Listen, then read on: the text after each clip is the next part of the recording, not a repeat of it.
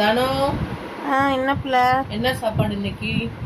இன்னைக்கு வந்து ரொம்ப சிம்பிள் தான் பிள்ளை. நீ சூப்பர்னு சொன்னாலே ஒன்றும் உருப்படியாக செஞ்சிருக்க மாட்டேன். சிம்பிள்னு இழுக்கிற என்னத்தை செஞ்சு வச்சிருக்க சொல்லு.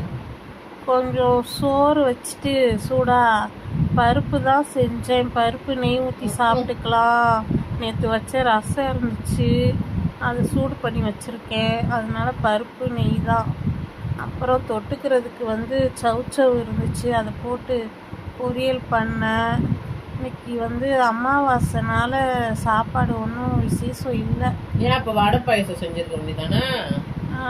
சாமி கும்பிடவே இல்லை, எங்கே போய் வடை பாயசம் செய்கிறது. அப்புறம் கத்திரிக்காய் முருங்கைக்காய் தொக்கு வச்சேன்.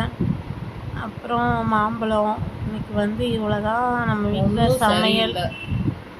கொஞ்சம் அட்ஜஸ்ட் பண்ணி சாப்பிட்டுக்க வேண்டியது தான். சரியா? அப்படிதான் சாப்பிட்றேன்.